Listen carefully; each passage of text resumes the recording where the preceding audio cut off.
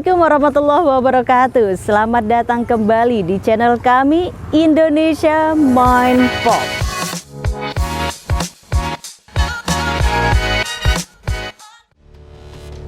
Tidak ada yang aman dari tindakan pelecehan, baik orang tua, dewasa, bahkan anak-anak, wanita dan laki-laki. Pada Agustus 2020, jagat maya Indonesia dihebohkan dengan tindakan pelecehan yang dilakukan oleh seorang YouTuber Indonesia terhadap rekan mahasiswanya di Rusia. Turah Patahyana viral di Twitter, IG, dan lain-lain karena tindakan pelecehannya tersebut bahkan sudah dilakukan sejak November 2019.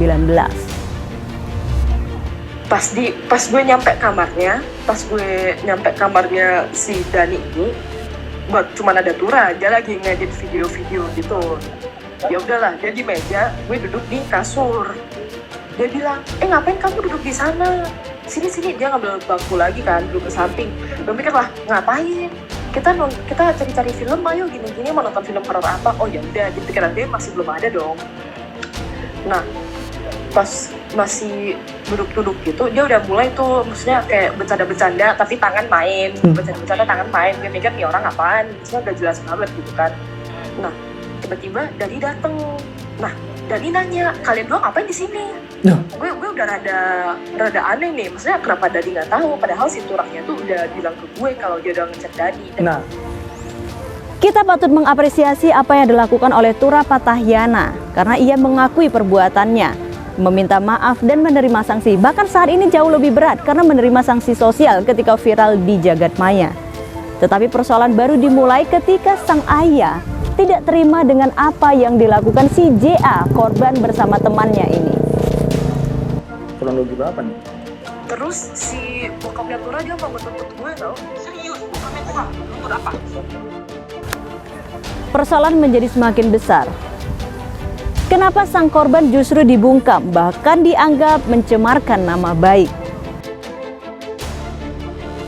Stigmatisasi adalah salah satu resiko terbesar ketika seseorang berani berbicara tentang pelecehan yang dialaminya.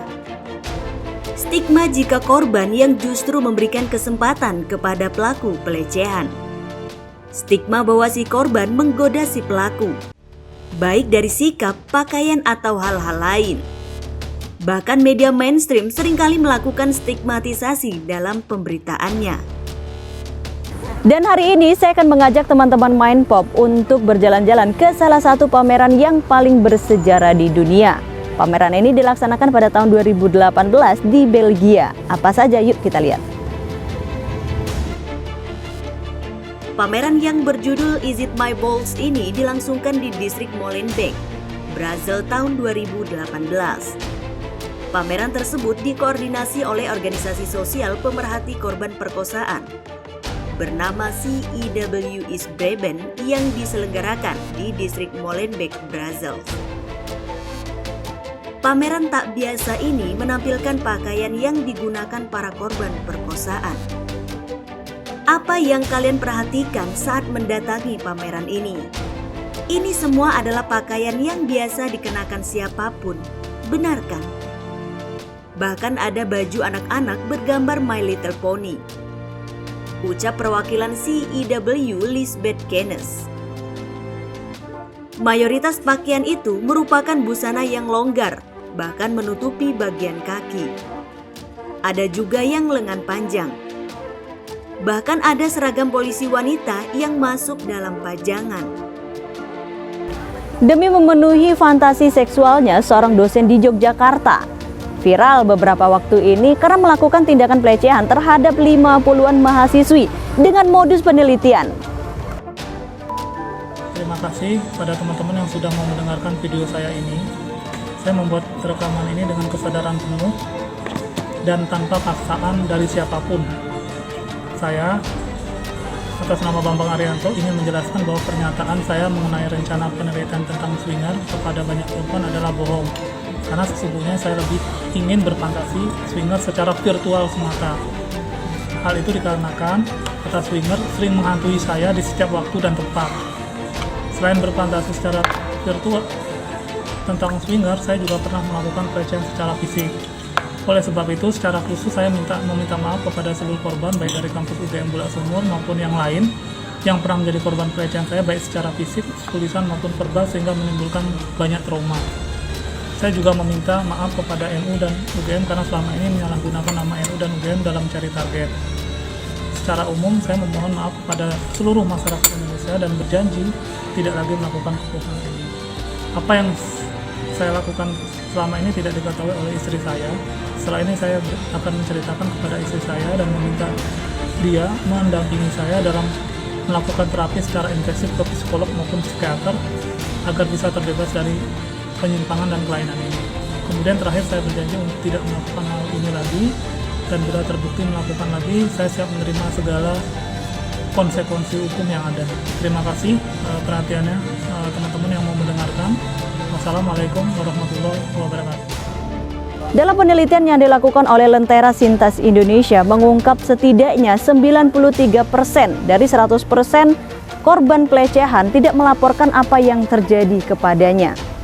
Artinya, masih banyak sekali sebenarnya korban-korban di luar sana, dan para pelaku bisa bebas bahkan mungkin melakukan hal yang sama kepada korban-korban lainnya.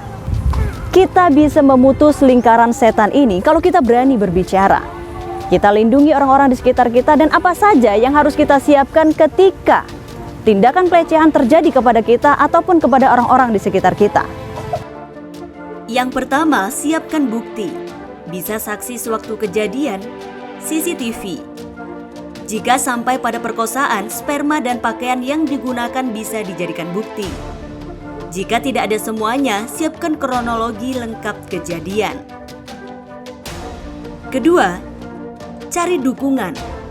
Jangan takut menceritakan apa yang dialami kepada orang yang paling dipercaya. Bisa orang tua, saudara, teman, guru, bahkan pihak kepolisian atau lembaga bantuan hukum terdekat, organisasi atau lembaga perlindungan korban perkosaan. Ketiga, manfaatkan the power of sosmed. Berapa kasus pelecehan terungkap akhir-akhir ini karena viral di sosial media. Gerakan tagar Me Too mungkin saja pemicu keberanian korban menceritakan pelecehan yang dialami. Gerakan ini mulanya dipicu oleh kasus pelecehan seksual yang dilakukan oleh produser kenamaan Hollywood, Harvey Weinstein, yang terungkap pada tahun 2018. Oke Mindpop, demikianlah untuk pembahasan kita kali ini, dan jika teman-teman Mindpop merasa ada pengalaman atau mungkin ingin berbagi tentang apa yang sudah dialami, bisa melalui komentar di bawah ini atau di IG kami. Terima kasih sudah mengikuti kami, dan jika merasa bermanfaat dan menginspirasi, kami mohon untuk subscribe di bawah ini. Terima kasih, salam Mindpop.